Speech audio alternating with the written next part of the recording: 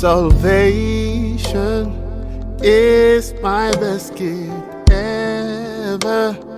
You're the tree of life. I was lost, now I am found. Tugiye gukomeza tureba inyuguti z'igiheburayo, ingufu z'igiheburayo. Nkuko mubyibuka tumaze kubona izi nyuguti zikurikira: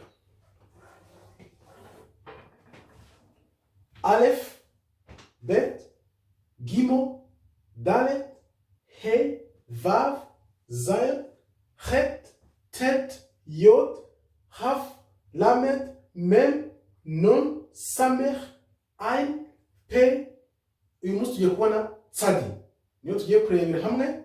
Tsadi yandikwa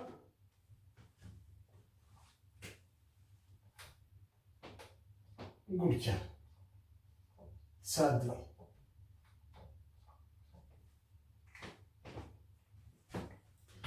Mwaneza mbanje kubasuhuza mbifuriza amahoro y'Imana, imigisha ituruka ku Mana ibagereho. Ijambo muhirwa uyu munsi uko maze kubabwira, tukaba tugiye gukomeza tureba inyuguti Tsadi ifite umubare wihagarariye 90. 90 ikaba ivuze ikintu gikomeye cyane kuko ari bwo Sara yabyaye Isaac.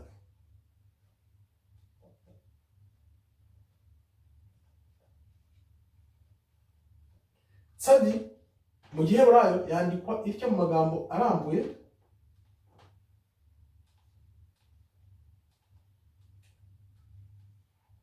Tsadi ikaba ifite umubare 90 nk'uko namaze kubibabwira. Tsadi isobanura kuba umukiranutsi,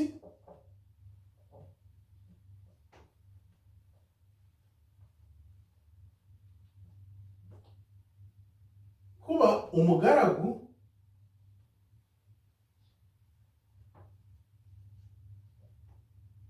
guharanira,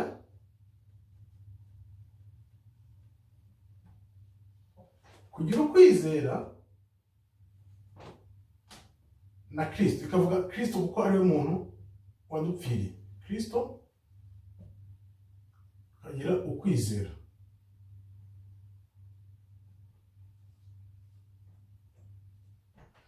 Reka turebe rero icyo bisobanuye. Tsadi isobanura umuntu w'umukiranutsi, guharanira gukiranuka, gukora icyiza iteka ryose. Kuba umugaragu, ushobora kuba umugaragu w'Imana cyangwa se ukaba umugaragu w'abantu ubereka urukundo kugira ngo ubaganishe ku Mana. Urukundo nyarwo rw'Imana idukunda. Ugaharanira iteka kwigisha abantu ijambo ry'Imana, ukabakunda kugira ngo nabo ubasogongeze ku ijambo ry'Imana, ubuntu bw'Imana wagiriwe. Niyo mpamvu rero tugomba kwigana Kristo, ko Kristo yadupfiriye kugira ngo dukizwe ibyaha byacu tubeho. Ibi bintu maze kubisobanukirwa ukabyumva, ukumva ari amaraso yamenwe na Kristo ubwe ku musaraba kugira ngo dukire. Uricara ukavuga ati Mana wangiriye neza kumagakiza. Ubundi ukizera. Iyo wizeye rero bivuze iki? Kwizera muri Kristo ukaba muri ukamwizereramo.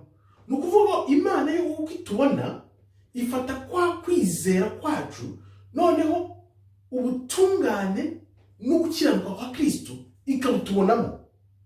Nukuvuga ngo dushobora gukiranuka twumva ko nta kintu tuvuze, ariko Imana iyo itureba ihitira kuri Kristo ari uduhuza nayo, ikamurebaho, yamubona igahita tubonamo natwe ko dukiranutse. Niyo mpamvu tugomba guhora dukiranuka, tugaharanira iteka gukora icyiza nk'uko Kristo yaduhaye urugero. Reka turebe rero icyo Bibiliya itubwira ku gukiranuka. Yohana wa mbere 2:29. Ubwo muzi ko ari umukiranutsi muri Kristo, mumenye nuko umuntu wese ukiranuka yabyawe nawe. Nukuvuga ngo kwakira agakiza ukaba mushya, ukavuka bundi bushya, ukaba umukiranutsi, uba umeze nk'aho byawe na Kristo kuko nawe yakiranutse, bityo ukagaragara nk'umwana w'Imana. akira agakiza rero inzira z'ikigendwa kuko hari igihe byaba bitagishobotse. Murakoze, Imana ikomeze ibarinde. Shalom, shalom, shalom.